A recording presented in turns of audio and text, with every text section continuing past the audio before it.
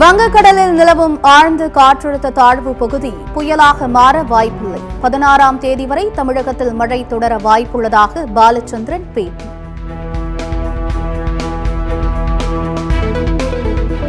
கடலூர், மயிலாடுதுறை, நாகை, திருவாரூர், புதுக்கோட்டை மாவட்டங்களுக்கு நாளை மிக கனமழை எச்சரிக்கை.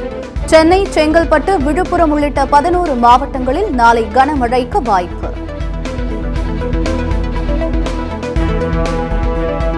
மாநிலங்களவைத் தலைவர் ஜெக்தீப் தன்கரை பதவி நீக்க கோரிக்கை.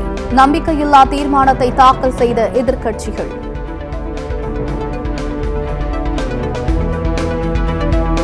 அதானி விவகாரம் குறித்து விவாதிக்க பாஜக அரசு பயப்படுகிறது.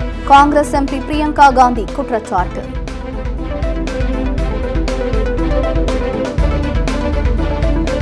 தமிழ்நாடு சட்டப்பேரவை தேதி குறிப்பிடாமல் ஒத்திவைப்பு. 2 நாட்கள் நடைபெற்ற கூட்டத்தொடரில் 19 மசோதாக்கள் நிறைவேற்று.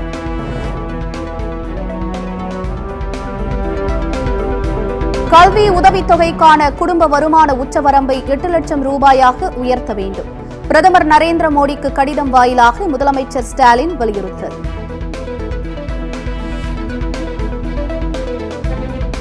டங்ஸ்டன் சுரங்கத்தை தடுக்க ஆரம்பத்திலேயே திமுக அரசு எந்த நடவடிக்கையும் எடுக்கவில்லை. டங்ஸ்டன் விவகாரத்தில் தங்கள் மீது முதலமைச்சர் அவதூறு பரப்புவதாக எடப்பாடி பழனிசாமி குற்றச்சாட்டு. நாடாளுமன்ற நடவடிக்கைகளை முடக்குவது பாஜகவினர்தான். திமுக எம்பி திருச்சி சிவா குற்றச்சாட்டு.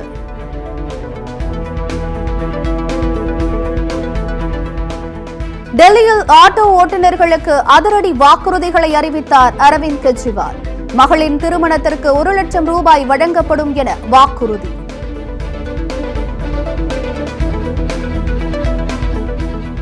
மாறிவரும் உலகில் எப்போதும் விழிப்புடன் இருக்க வேண்டும். இணைய பாதுகாப்பில் தீவிர கவனம் தேவை. புதிய ரிசர்வ் வங்கி ஆளுநருக்கு 6 முக்கிய அறிவுரைகளை வழங்கினார் சக்தி காந்ததாஸ். தமிழ்நாடு மின்வாரிய ஊழல் குறித்து சிபிஐ விசாரணைக்கு தமிழக அரசு தயாரா? முதலமைச்சர் மு.க. ஸ்டாலினுக்கு பாமக தலைவர் அன்புமணி கேள்வி.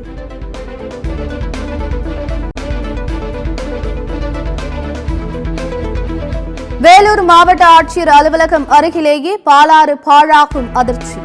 மாநகராட்சி குப்பை கிடங்கால் பாலாறு மேலும் மோசமடைந்து வருவதாக சமூக ஆர்வலர்கள் குற்றச்சாட்டு.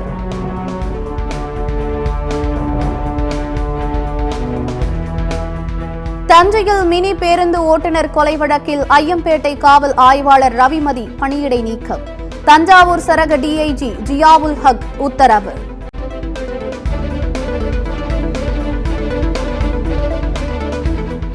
உத்தரப்பிரதேசத்தில் ரசாயனம் மூலம் போலி பால் தயாரித்து விநியோகம். தொழிலதிபரை கைது செய்து போலீசார் விசாரணை.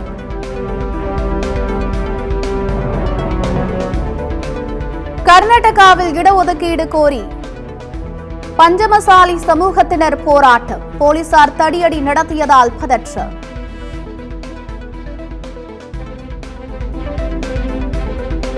பிறப்பு விகிதத்தை அதிகரிப்பதற்காக வாரத்தில் 4 நாட்கள் மட்டுமே வேலை செய்யும் நடைமுறை. டோக்கியோவில் அரசு அலுவலகங்களில் அமல்படுத்த திட்டம்.